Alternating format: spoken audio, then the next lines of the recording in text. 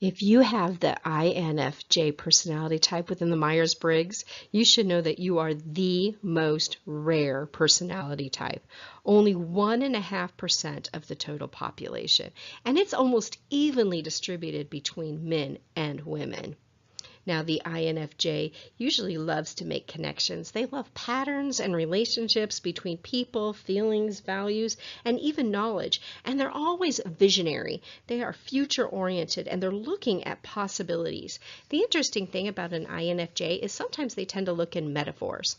They're also very task-oriented learners. So one thing to do with an INFJ is give them a piece of paper and have them write down their learning like as if they were a project, like using a Gantt chart, so that way they can organize their learning and put it into tasks. Now they can check them off. They love making connections, and they enjoy playing with ideas and possibilities. They really do seek to understand the purpose of learning and of information, and they see it mostly as a personal growth and development. The INFJ is both a reflector and a connector. This means that they like to connect information, and they want to be able to answer the question whenever they learn something new is it good for people? There are some wonderful instructional strategies to use with an INFJ. One of them is making sure that there are plenty of aesthetics used within the learning situation. You want to make sure that their learning environment is visually appealing. So if you put them into a cubicle that is just plain white walls, they'll be bored. Give them some aesthetics and they're going to be able to learn better. It won't distract from their learning environment. In actuality, it's going to enhance their learning environment. They like to assess, identify, cause, and effect. They are a classroom setting learner, and they love centers. It gives them a variety, but also gives them the opportunity to be a little bit more of an independent learner.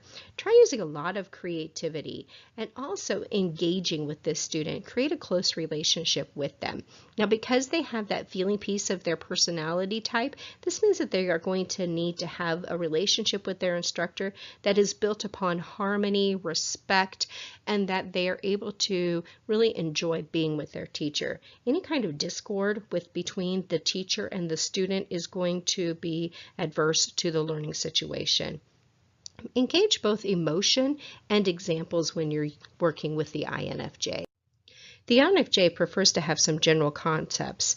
They're not really detail-oriented student. They prefer the generals so that they can be more creative and imaginative and even independent. They do okay in lectures, and that's because they're an independent learner. However, you may see sometimes in a lecture situation that they might drift off a little bit, and that's where that imagination is taking effect. So before you set them off on their own, though, into learning, make sure that you give them objectives so they know what they need to do, as well as model it and give a little bit of time for them to observe it.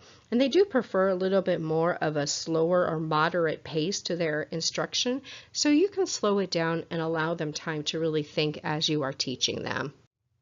The INFJ likes to have a preview, so I love preview questions. This is the greatest thing ever. And since the INFJ is a problem solver that likes to look at that question is this good for people, you can give some kind of preview question that involves the problem solving. So if you're working with some kind of text or curriculum, look at the preview part. A lot of curriculum now is written with preview information.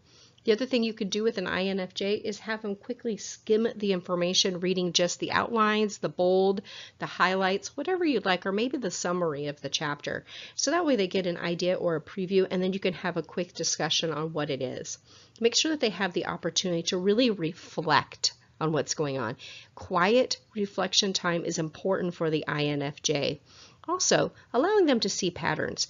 This is when I use mind mapping a lot with the INFJ and graphic organizers. They're very helpful for them. Again, make sure that you scaffold, give them structure and the rubrics. And you can give all that information to them before you set them off on a self-instruction exploration. Also, one of the things that goes along with that aesthetics piece for the INFJ is making sure that you have plenty of visuals to really pull them in visually.